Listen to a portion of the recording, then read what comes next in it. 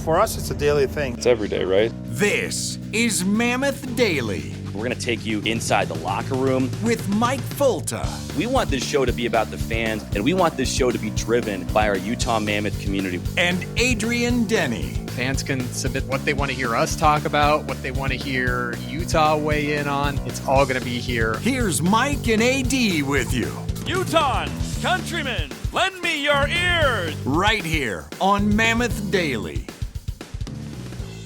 Hey, everybody, welcome on in to your Thursday expert edition of Mammoth Daily. Adrian Denny with you after a 5-4 overtime win against Philly to wrap up the homestand at 6-0-1, 13 of a possible 14 points for the Mammoth. They get their 26th win of the season on Wednesday night at the Delta Center, wrapping up 7 games in 15 nights. It was a great homestand. It was a homestand where I recalibrated my expectations, and I'll explain why coming up in just a minute.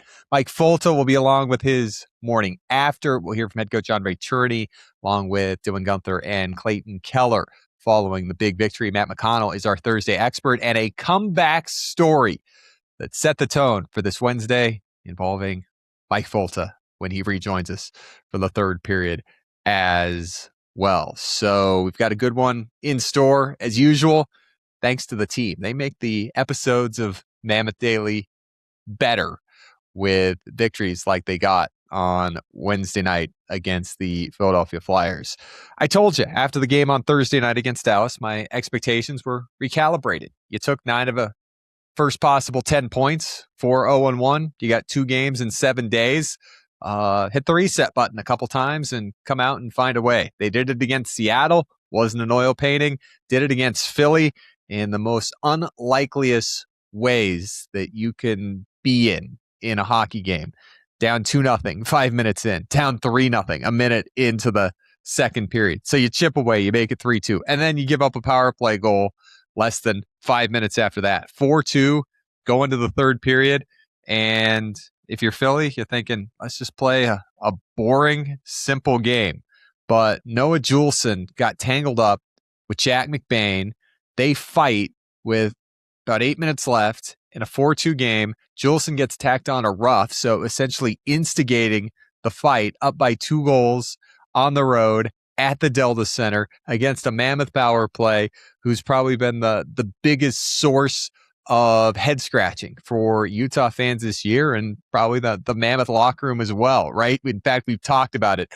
They've worked hard on the power play. There's been some, passion in practice with the power play, and in a 4-2 game, they got the power play going. Made it 4-3 as the puck kind of skimmed in off Barrett Hayton. Went off of his left calf, I believe. Those calves of Barrett Hayton, right? As Dylan Gunther fired it right through his legs, and all of a sudden, the Mammoth had life in the third period with just over 7 minutes left as the power play comes through. It's a 1-goal game, and Hayton gets his second goal in 2 games. And all right, we've got another chance. We knew we had a chance when we scored 2 goals in 36 seconds. You can do it again. And they made 3-0, 3-2, and you just never quite really ever felt out of that game, despite the fact that you're down 2-0 early, 3-0 in the second. You'd taken 6 penalties through the second intermission, the most shorthanded situations you had in a game this season. Nick Schmaltz had to save the day, or Philly would have scored on that empty net. But it was just kind of one of those games where, the more the percentages went against Utah, the more that they went for Utah, because they kept it within arm's length, within 2 goals, within a goal, and a chance for Captain Clayton Keller to tie the game up in, again, the most unlikeliest of ways. Utah didn't really have the puck in their offensive end at all. In fact, for Utah getting their first 6-on-5 goal with an extra attacker in their 132-game NHL history, it took an unassisted goal in Clayton Keller taking the puck away from Travis Sanheim, the Olympian, walking in and scoring unassisted. They get their first ever 6-on-5 goal. It's unassisted. I've never seen an unassisted 6-on-5 goal in my life. But the Mammoth did it. They take it. Big win.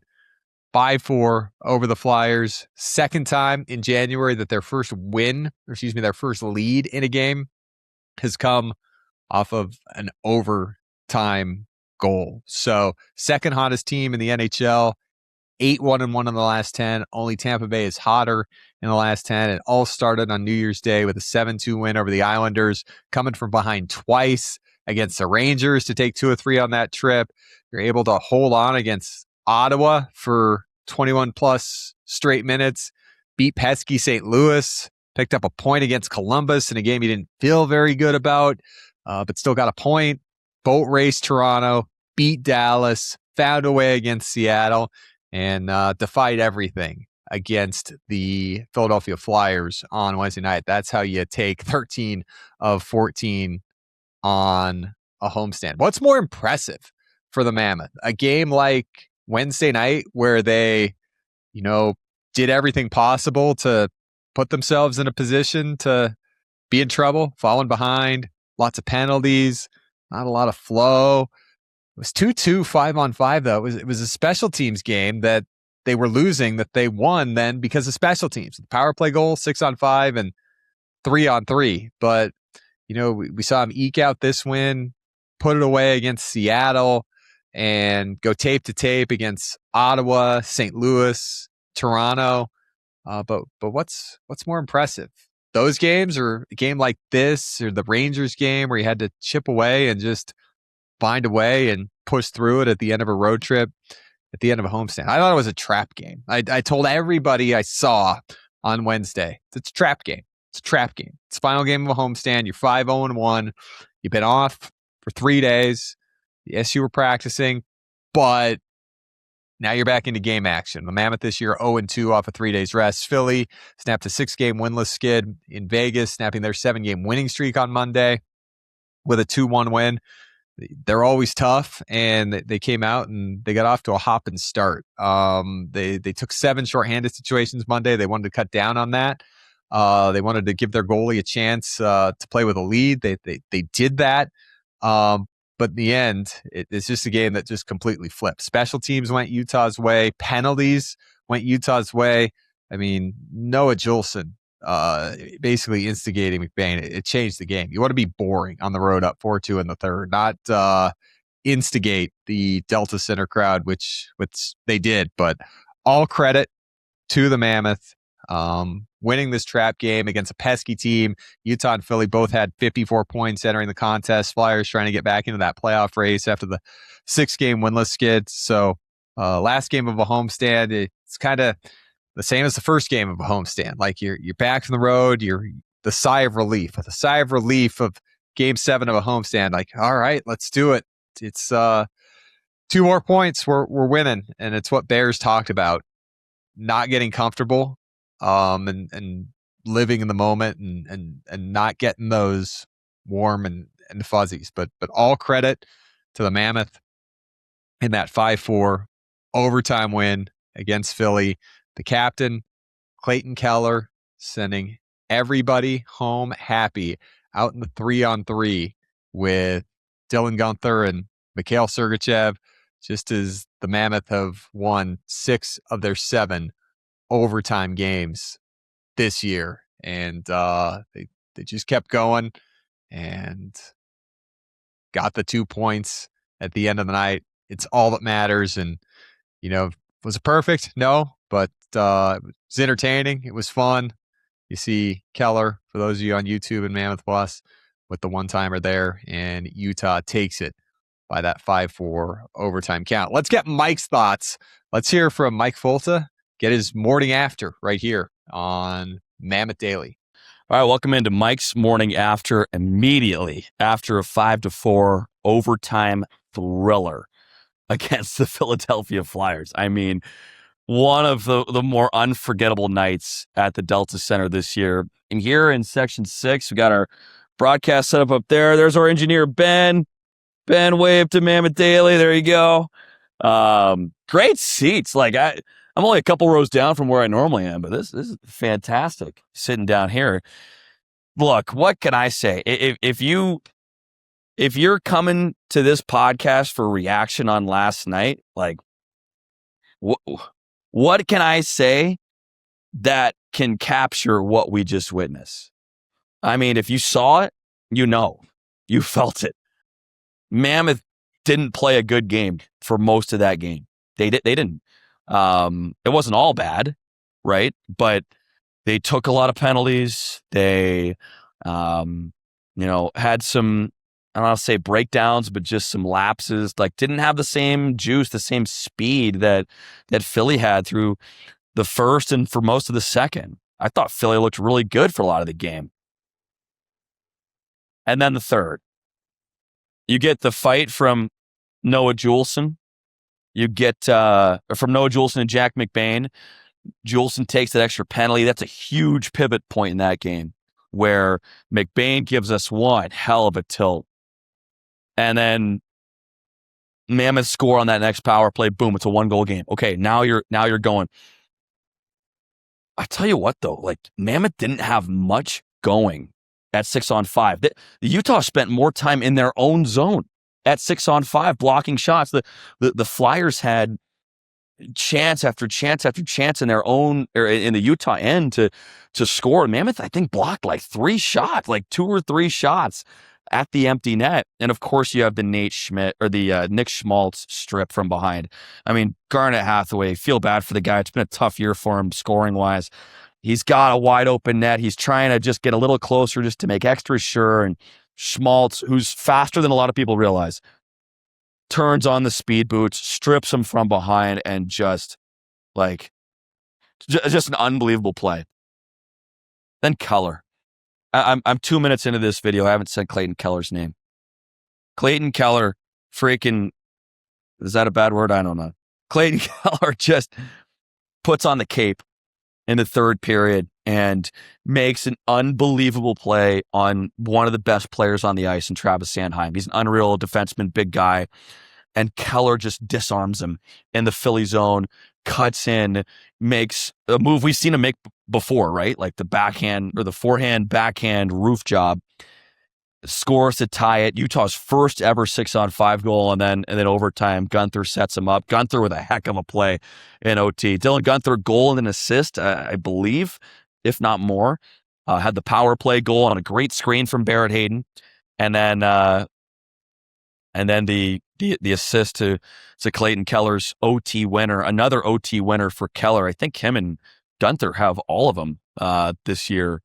If maybe there's one I'm missing. But I'm just going right off the top here because, like, there's not much to say about this game that you can't feel just from watching it. Like, it's unbelievable, the resilience of the individuals, of the team, but I think we saw the resilience on an individual level that led to a team result tonight. Save from Karel Vermelk in the third period on Zegras. Like, that's a 10-bell save. That's maybe his best save of the season on an elite goal scorer, on a really good goal scorer in Trevor Zegras. And that keeps it at 4-2. The fight, the power play goal, the strip by Schmaltz, then the 2 plays by Keller, just cinematic stuff at the Delta Center.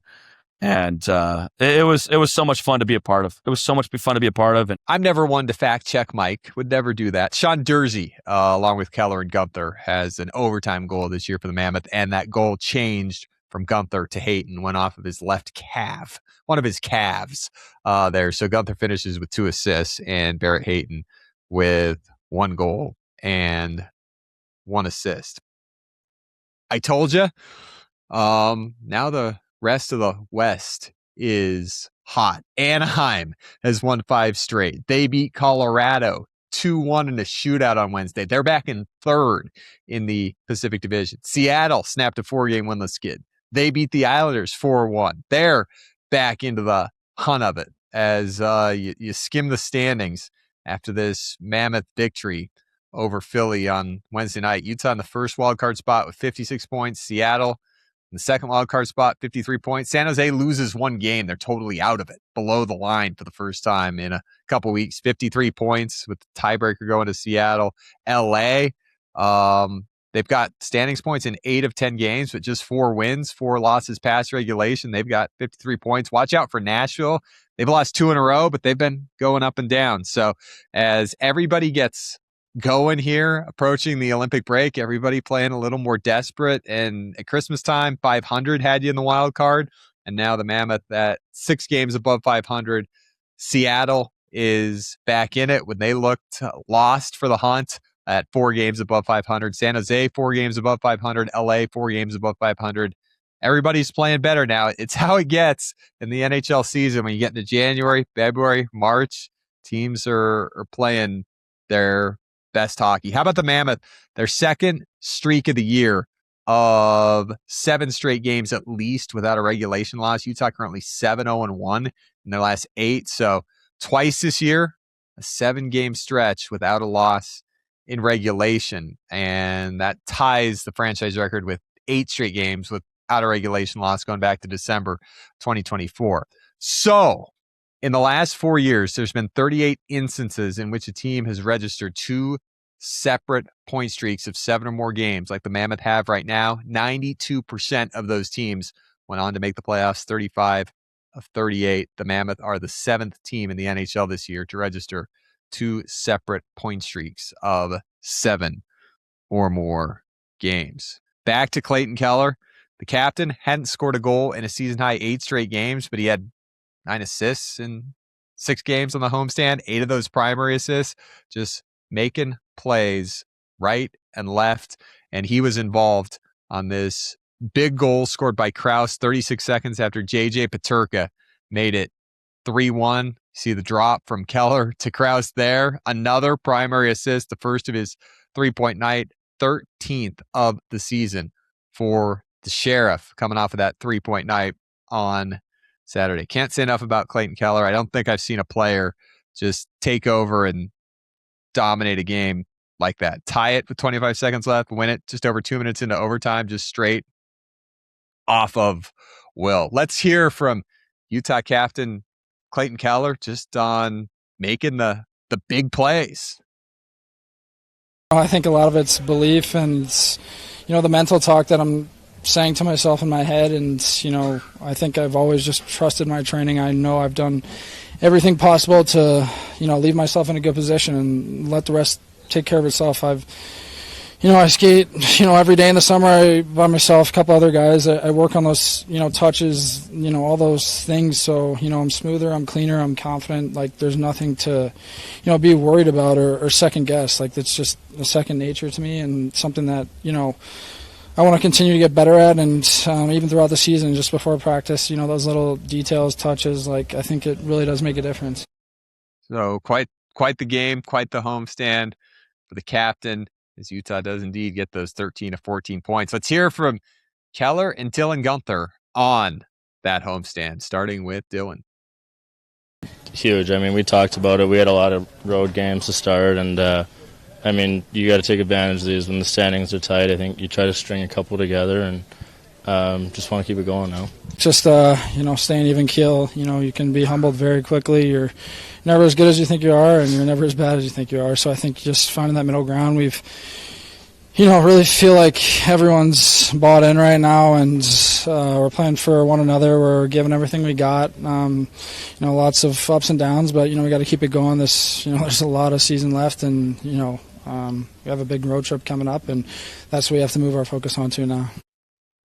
Karel Vejmelka gave up 4 goals in the game, but still got his league-leading 24th win of the year because of saves like this.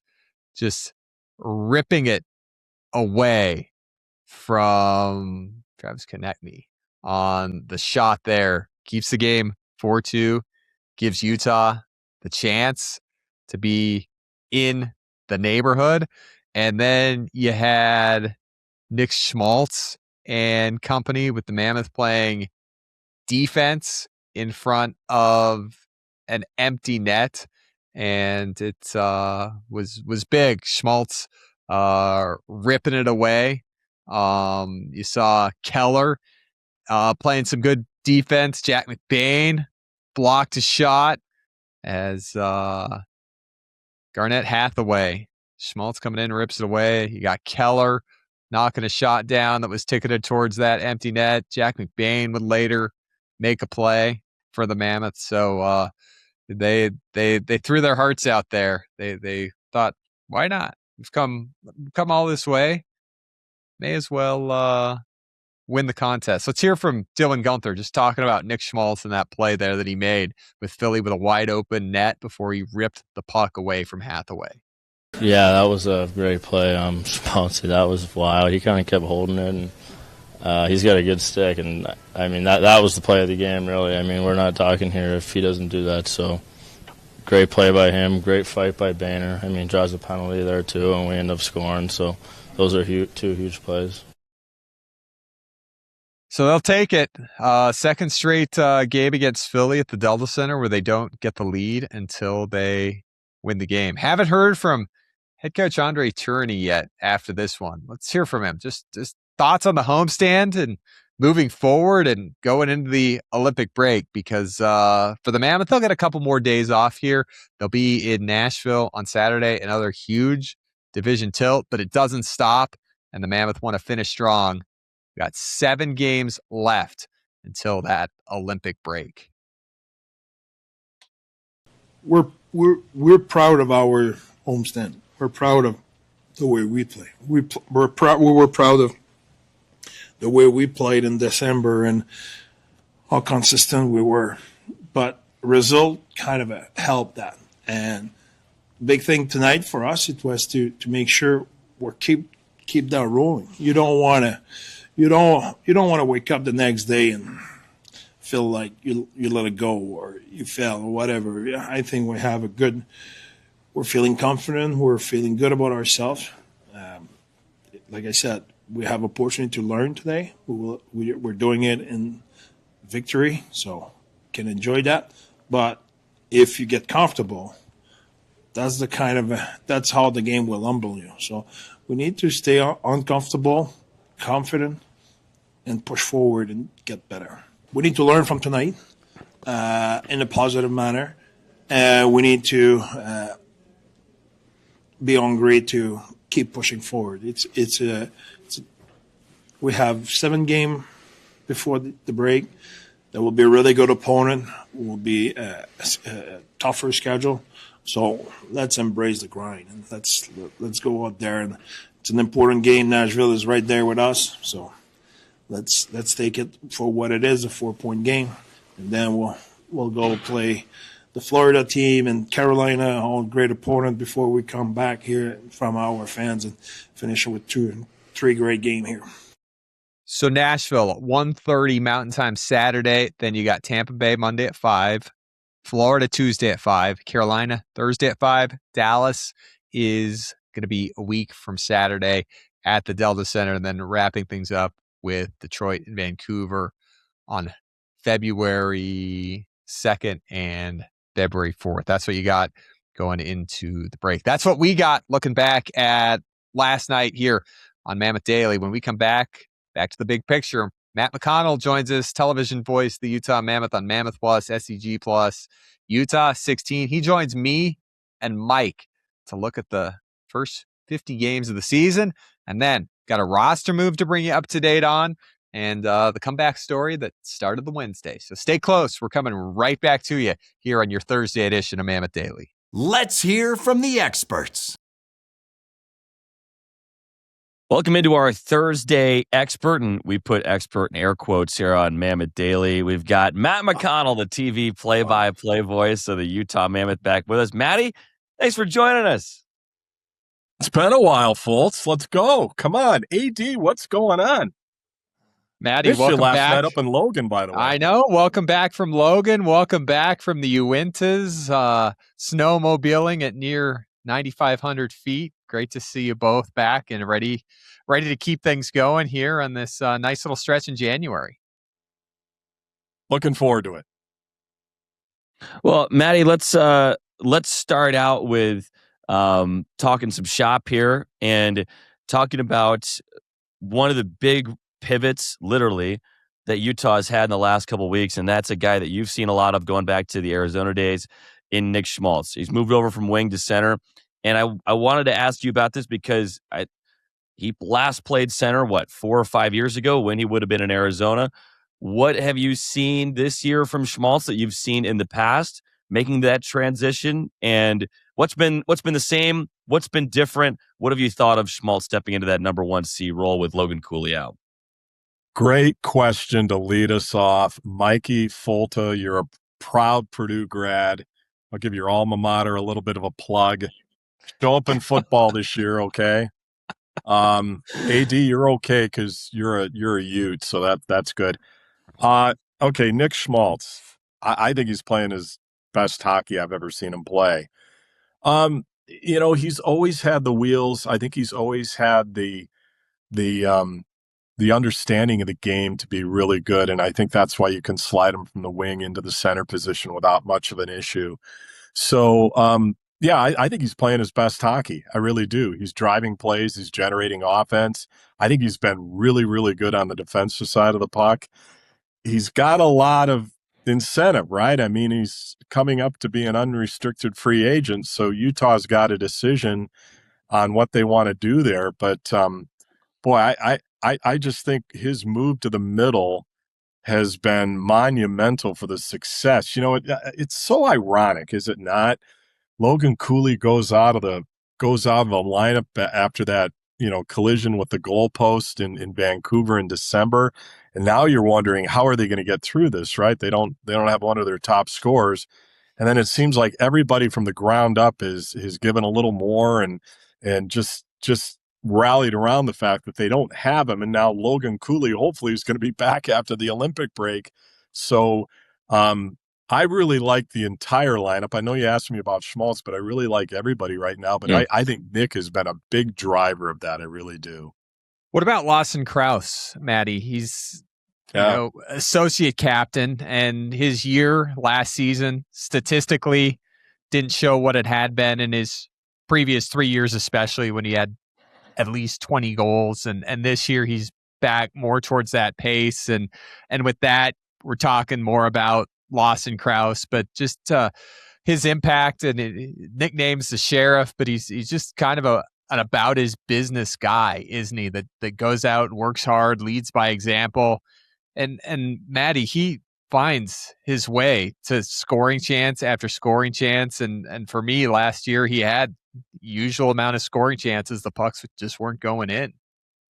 I think I think he's playing the best hockey of his career. And if you go back, a season ago, he was a healthy scratch in one of the games, and that was probably the low point. But as Lawson Krause always does, he takes responsibility. I remember that night he said, he told Andre Tournier, he said, look, I know I got to be better. No big deal. I'll be better. This is on me. And that's leadership. He's not cutting any corners. And the guy has been dynamite with Clayton Keller and Nick Schmaltz on that top line. They've been great. I think Dominic Moore told a story about how Lawson really changed his offseason training regimen, and he did a lot more running last summer. So he would get up and run, I believe, like 4 or 5 times a week, and sometimes he'd run up to 6-7 miles, and it really helped his endurance and his wind, right? So I think we're seeing that on the ice. I mean, the guy is big, he can fly, he's got a great shot. And he's unselfish too. He sets up plays, he finishes plays. But I think he's the best I've seen him. And I've been around, since day one when they acquired him from Florida. He's just a really, really good guy, and he's one of those leaders in the room. So I don't think that's going to change. I mean, if you look at his numbers since the turn of the calendar here in 2026, they've been some of the best numbers he's produced in his entire career. Maddie, I know you're a big numbers guy. I know you're a big prep guy. Hey, hold on, Mike, hold on. Something happened to your lighting here. I know. You're in the dark. I'm not saying it's a bad thing. Hold on. There I got a phone light. Is that a little better? Yeah, that's better. Just, a phone light. There hold it here. A phone light. Oh, my God. My little clip-on light just went off here. It's unreal. I just charged it earlier today, but I'll give you $3 for a battery when I see it tonight. Okay. This is probably designed by some Spartan pseudo engineer. No, that, you know what? That's right out of the Michigan State School of Packaging. That looks like a quality product right there. Number one packaging school in the nation, right? Number one out of what? 3 packaging schools? I don't know. Like, I mean, who has a packaging school? We got the greatest, though. That's all I'm saying. When you say packaging, is that filling the bags at the grocery mart? That's what Spartans are doing? No, that's what old minor league broadcasters typically do. They end up filling the bags. And then when they're done filling the bags, they deliver the bags, right? No, like, this is a quality, phone cover. It was probably produced by a Michigan State grad, right? I mean, it's anyways. Matty, what do you think of the spec? I loved it. D. Glenn Smith Spectrum. It was amazing. What a pit. Like, what an absolute pit. You walk in at the top, they're on you. The student section's got that big sign that says "Welcome to Hell." I mean, it was unbelievable. Now I got to tell you, UNLV was playing. My daughter went to UNLV, so I thought they were cooked when they were down by 14 or whatever. But yeah, no, it was great. It was a lot of fun. Thanks for going up there. Will Trubshaw, radio producer, he went. Yep. AD stiffed us. We invited AD, and he had to wash clothes or something last night. It was some flimsy excuse, if I remember. So, we had a little more room in the car, and Mike Folta picked up dinner. And where were we, Mike? We ate where the locals eat at Utah State and in Logan, Angie's Diner. And Matt tried to talk me out of the cleaning the kitchen sink, AD. I was all for it, and I'm looking over, and Matt's just giving me this disapproving, fatherly head shake. So you didn't get it? Didn't get it. I learned something. You can split the kitchen sink, which is like this big dessert you have to eat. And you out get of the kitchen sink. What's that? Out of a kitchen sink. Right. They bring it to you in a kitchen sink, but you can eat that as a group. So, Matty, you, me, and Will could have taken that all down, I bet, as a threesome, and gotten our bumper sticker that says "I clean the kitchen sink." Are you taking a 30 right here? You know what? I'm going to need a full. AD. Here's how it went. He's looking at the menu and he's looking at the kitchen sink, and I'm looking at this thing, and it's like $24.95. And all he wants to do is eat the kitchen sink, finish it, so he can get a 5-cent bumper sticker to put on the back of his truck. That's all he cared about. He didn't care about the ice cream and the bananas, the sauce, nothing else. All he cared about was getting this stupid bumper. Kids these days, let's spend $25 to get a flimsy bumper sticker you could probably buy for 5 cents. Have some pride, Matt. It's the recognition that comes with that. I mean, you become a Logan legend the second you clean the kitchen sink. No, we had some fun in the Cache Valley the other night up at Utah State, but it was last night, not the other night. It was last night. Well, what's this coming out Thursday here? Oh, I'm sorry. Come on. I thought we were going right after this. First time podcasting. Jeez. Matty, you have. It's impossible to tell the story of Utah without telling the story of the rebuild that started in Arizona, and Bill Armstrong obviously ignited that rebuild. You've been there since even before the team started shedding players for picks and things like that, but I want your perspective as we come up to the Olympic break and in the next month or two as we come up to the trade deadline. What is the perspective you can share on Bill Armstrong and the way that he approaches making in-season deals, the ways that you've seen him make in-season deals? I know it's different because Utah's in a totally different spot than what Arizona was in during the dark ages, during the low swing of the rebuild, but what perspective can you give us on the upcoming deadlines here? Well, I think first of all, great question. I think Bill does most of his work in the summer, right? I think he prefers to do deals via trade than overpaying on July 1st for some free agents that might not fit the profile yet for what Utah's trying to do, or might not fit the profile in the 24 to 29-year-old profile or whatever that it looks like they're building. So, one of the deals he made in Arizona was he took on a lot of bad contracts. He went to Vancouver. He gave up Ekman Larson. He gave up Connor Garland.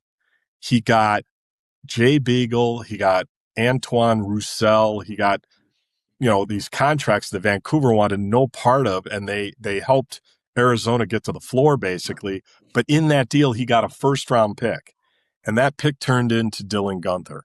So he has done, I think, it goes back to Arizona when there was no wiggle room. It was $5 in, $5 out. I mean, that's how it was back then.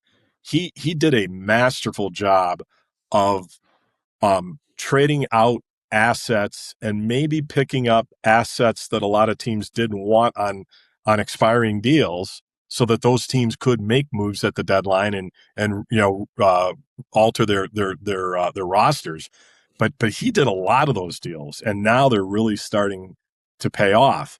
So the thing is if you would have asked me this question about 3-4 weeks ago, I think I'd have a completely different answer, because that's before the team got on the roll that they're on right now.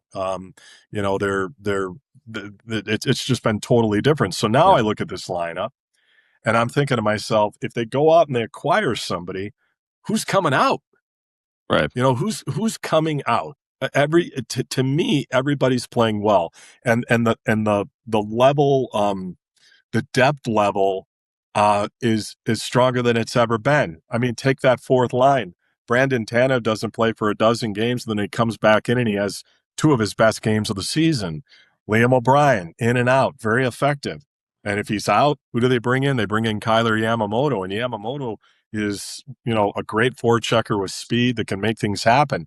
So, what do they, and the other question too is, when Logan Cooley comes back, are you going to keep, is Schmaltz going to stay in the middle? I have no idea, but I would think he would, right? So maybe you go Nick Schmaltz down the middle with Logan Cooley, and then Barrett Hayton, and then Kevin Stenlund, and maybe that is better slotting for a guy like Barrett Hayton. So, and maybe that means a guy like Jack McBain goes to the wing. I don't know. These are decisions that the coaches make, and I typically I don't like to get into that. I don't want to make it look like I'm second guessing what they're trying to do. But I think I don't. My gut is if they make deals at the deadline, it's going to be on the fringes. How does that sound? But I don't know that. Like I just don't know that. I don't know how close they are to re-signing Nick Schmaltz. I don't know what the plans are there. I just don't know. That's the unknown in all of this, right? So, but I think if there's a way he can improve the team, he's going to improve the team, because he has done that at every deadline. Matt, speaking of moves made in the summer, how about that signing of Nate Schmidt on a 3-year contract, coming off the Cup championship in Florida after a tough ending in Winnipeg, but the impact that he's had on this team, and in our interviews and the post-game interviews for the fans and 4 Point nights, it's been great to have him and his family here in the Valley. But what an impact. Mike called it during the preseason. We were talking about big off-season impacts. He had Nate Schmidt as his top one. I had no idea how good this guy was. No idea. Nate Schmidt never has a bad day. Like, he's the poster child for how to live your life, as far as I'm concerned. He's happy. He's engaging. He's a guy that I think inside that locker room keeps it loose. But I had no idea how good this guy is. And it's just, it just goes to show how well they scout players at this level, even at the pro level, with all the great pro scouts and that Utah has.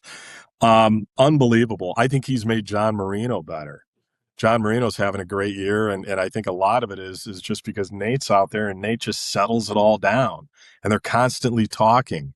So, I literally about 3 days ago, I went to Capway just because I couldn't remember the term on his deal.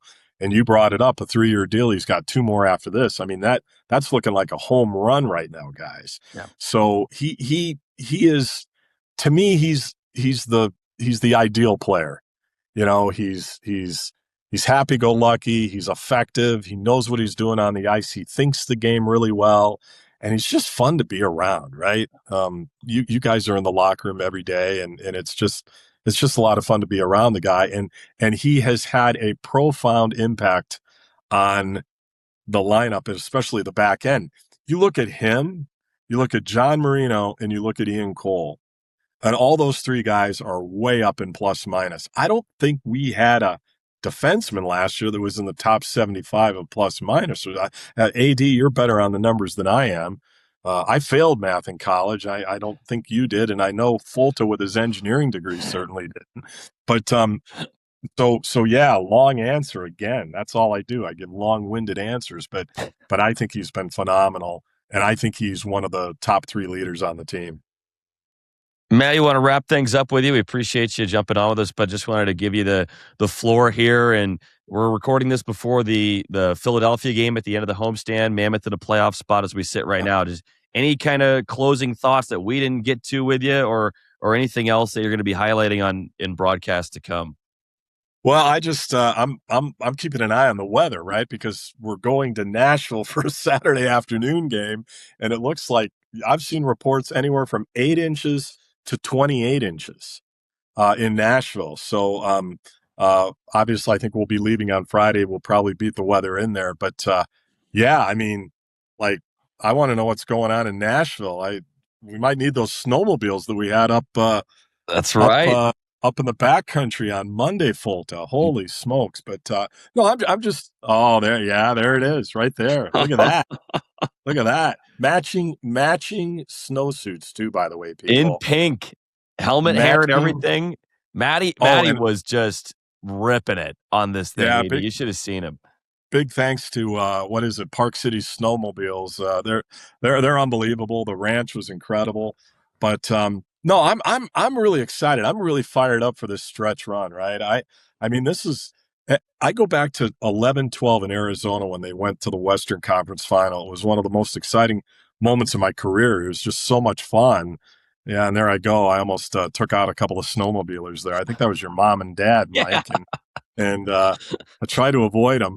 But no, I'm excited for the stretch run. I'm excited for the Olympic break. I want to watch Olympic hockey, and it's just like, how about Delta Center? Like, every night, but especially over this last little while, you almost get the sense that the fans are really starting to feel it as well. Yeah. And I'm not saying they haven't. It's just they've gone from a really high level to an extremely high level in terms of support for this team. So I can't wait for the stretch run. Yeah, can't wait, Maddie. And a ton of fun snowmobiling with you. Adrian, we met a couple from Nashville who was also snowmobiling. That's right. So they were telling us about the snow coming in. Maddie, get this. I had a Nashville staffer, I'll just say this, someone who works with the Predators, tell me that they might be in the hotel with us because it's going to be the snow's going to be so bad and they don't have the infrastructure to handle snow on the roads in those southern states that I think it sounds like some of the Predators staffers might just stay in the city as opposed to driving out back home to the suburbs and try to brave that commute. So we'll so maybe that means Pete Weber's buying. Yeah, hopefully that doesn't mean we have Predators roommates or anything like that at the hotel. But yeah, how funny is that? Well, hopefully we'll get in, we'll get out, we'll get the 2 points and go on to Tampa. Yeah, I can't wait. Should be a fun trip. Not going to be as warm as we had envisioned, but this was as fun as we had envisioned. So, Matt McConnell, thank you for coming by. As always, we'll get you on soon. All right. Thanks, guys. Always a pleasure. This is Mammoth Daily. Thanks to Matt McConnell. Always love having him aboard here on Mammoth Daily, as he was today's Thursday expert. One roster move, Cameron Hebig, recalled from the AHL's Tucson Roadrunners. He's got 33 points in 35 games, AHL All-Star last year, second leading scorer this year, 29 years old, the first NHL call-up of his career. So congratulations to Hebig in his 6th season with the Roadrunners, their all-time leader in games played and goals. And he's a good one. So congratulations to Cam getting that first ever NHL call-up. Kevin Rooney going back to the Roadrunners. Well, it was a day of comebacks, and Mike Folta set the tone, I think, on Wednesday. Let's let him tell you about his situation with the old scooter at the Delta Center.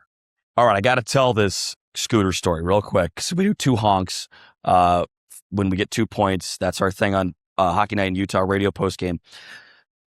I like to take a Lime scooter to the games. It's just a fun thing I do. I like it. Clear my head a little bit out in the air. I forgot my watch. I got to the arena, forgot my watch. I was going to go back and get it. So I'm going from the Delta Center on my scooter back onto the street, and I have a clear path. Now, if you've been to the Delta Center, you've probably seen these metal pillars that come up out of the ground. They're these metal barriers, and they're basically so that vehicles can't drive up onto the SeatGeek Plaza or the patio at the Delta Center. And, they just look like posts. And as I'm going from the Delta Center to the street, I have a clear shot from where I am down to the street. So I'm just humming along on my scooter, about to go back to my apartment. And all of a sudden, I get launched. I mean, catapulted over the handlebars on my scooter, face down in my suit and everything. And hit my forehead on the pavement, my legs, my arms, just boom. And I'm like, what in the world? I look around me, and luckily there's nobody that I know near me, but there's this ambulance behind me that's kind of up on the pavement, up past where the barriers would normally be. And I'm like, that's interesting. I didn't notice that coming in. And I also, as I look around, I'm noticing that the pillars, those metal barriers that are in the sidewalk, they're moving a little bit. They're just moving up, and then they stop right as I turn around. But I noticed them moving, and I'm thinking, wait a minute. Ambulance, moving barriers. I'm on the ground. The barriers had been in the sidewalk, lowered, so the sidewalk is flat and the ambulance can drive over it onto the plaza. And I had looked at the sidewalk when the barriers were down. And then as I was driving over them, the barriers had started to come up, and that's what my scooter wheel had hit. I hadn't even seen it. They had started coming up at the last second and hit the front wheel of my Lime scooter. And after I had yard sailed, I was on the slopes at Brighton, I look back and the barriers are still going up after the ambulance had already passed. And so it was painful. My pride was injured more than anything. Luckily, nobody witnessed it. And if you have the security footage, please get rid of it immediately. But a funny moment before the game, and just wanted to share it. But a huge win here at the Delta Center and a fun night. Hopefully you were here. If you weren't, you're watching on TV or listening on radio. It was a special night. And now it's 4 games on the road for the Mammoths. So it's a really big stretch for this team coming up. It's going to be 4 tough games starting on Saturday against a Nashville team that has been inching closer to a wild card spot in the Western Conference. So great job tonight. Way to finish. And we'll talk to everybody on Saturday. On my way out on Wednesday night, I'm looking at those polls. I'm like, holy smokes, those do go up and down. But that's it's a rough situation for Mike, but as always, pushed through it, and so did the Mammoth. Mike was down 3-0, came back to win at 5-4 in overtime. So did the Utah Mammoth. All in, baby. Tusks up. And let's go do it in Nashville coming up on Saturday.